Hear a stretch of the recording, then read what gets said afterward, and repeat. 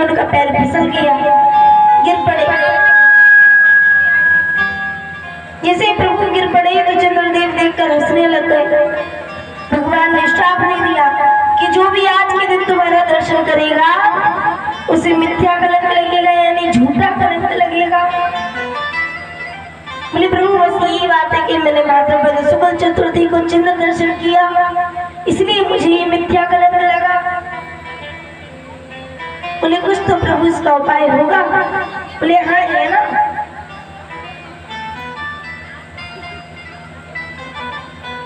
स्कंद पुराण में कहा जाता है प्रभु कि अगर आपको ये मिथ्या कलंक लग जाए,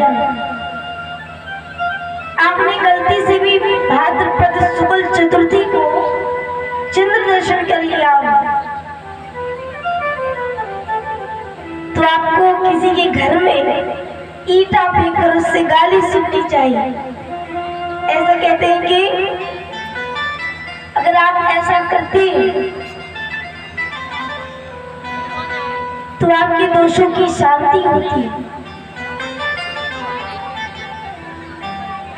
प्रभु ये बात तो सही है, पर अब आप एक बात बताइए, आप ये मणि क्यों लेना चाहते हैं?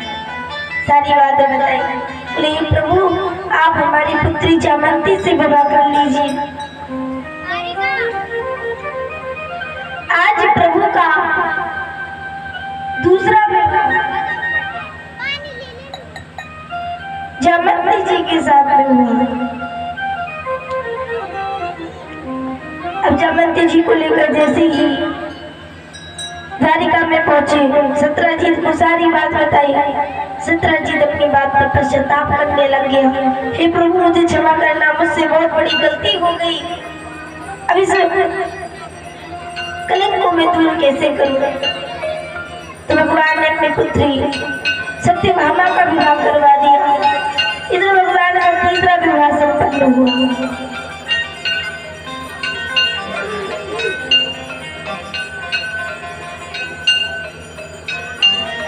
सत्यभामा का विवाह हुआ। जैसे ही सत्यभामा का विवाह हुआ महाराज, सत्यभामा जी अब मणि भी थी तो सत्यजीत ने कहा प्रभु आप ये मणि भी ले लीजिए। भगवान बोले मुझे मणि नहीं चाहिए। बोले क्यों? बोले मणि तुम रखो पर अधिकार मेरा रहेगा। ठीक है। प्रभु का तीसरा विवाह संपन्न हुआ।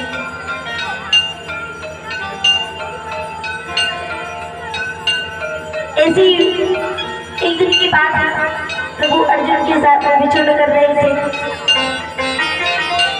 भ्रमण करते करते महाराज प्यास लगने लगी थी, नदी पर पानी पीने के लिए गए। देखा क्या जंगल में एक कन्या भगवान की गुरु तपस्या कर रही है। पहुंचे गए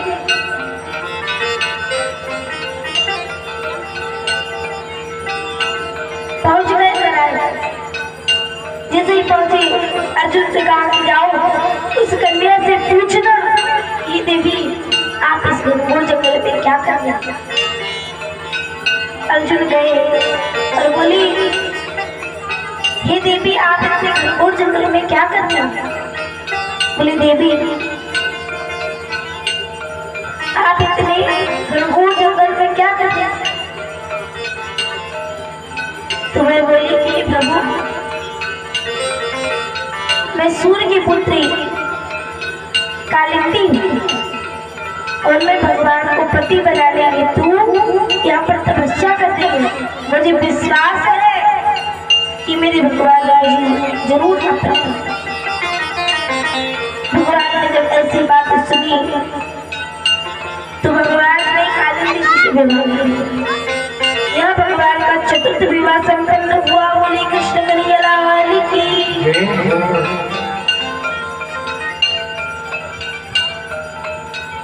और अनुभव ये दोनों महाराज उज्जैन के राजा थे।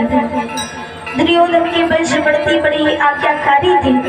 इनकी एक बहन थी मित्रविद्या, जिसकी भगवान से अनन्य प्रेम करती थी। इनका एक नाम महाराज शिव्या भी था। तो जो मित्र वृंदा थी तो ये भगवान से बड़ा प्रेम करती थी। एक बार क्या हुआ, स्वयंवर में भगवान को वह माला पहनाना चाहती थी, परंतु उनके भाइयों ने उन्हें मना कर दिया। जब प्रभु ने इतना प्रेम देखा तो प्रभु ने राज्यसभा से ही आज मित्र वृंदा जी का हरण कर लिया। यहाँ भगवान का 5वां विवाह संपन्न हुआ। एक बार की बात है, रामजी जो कि अयोध्या के राजा थे, इनकी पुत्री जो थी रामजी थी, इन्होंने एक शर्त रखी क्या कि मैं अपनी पुत्री का विवाह उसी से करूंगा जो एक साथ 7 बैलों को नाच सकेगा। मैं अपनी पुत्री का विवाह उसी से करूंगा। अब महाराज कहीं आए लेकिन कोई भी एक साथ 7 बैलों को नहीं नाच सका। नारद जी को प्रेम से महाराज सत्या देवी भी कहते थे। अब बोले महाराज क्या किया जाए? तभी भगवान ने जब इस बारे में बात सुनी, तुरंत प्रभु आए, एक साथ 7 बैलों को नाच दिया। इधर भगवान का 6वां विवाह संपन्न हुआ।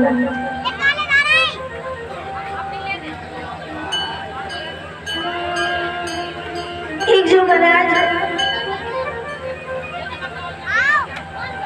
राजा दी देवी की जो पुत्री थी भद्रा, महाराज ये अपनी पुत्री का विवाह भगवान से कराना चाहती थी। आज इन्होंने अपनी पुत्री का विवाह भगवान से करा दिया। यहाँ भगवान का 7वां विवाह संपन्न हुआ। वृषभ की पुत्री महाराज लक्ष्मण, ये भी भगवान को बड़ा प्रेम करती थी, लेकिन महाराज इनके भाइयों ने भी इन्हें रोक दिया। जब भगवान ने अपना प्रेम देखा तो भगवान ने सभा के बीच में उनका भी हरण कर लिया। यहाँ पर भगवान का 8वां विवाह संपन्न हुआ। बोली कृष्ण कन्हैया लाल की जय, राधा नारायण सरकार की जय। आइए एक छोटा सा भजन।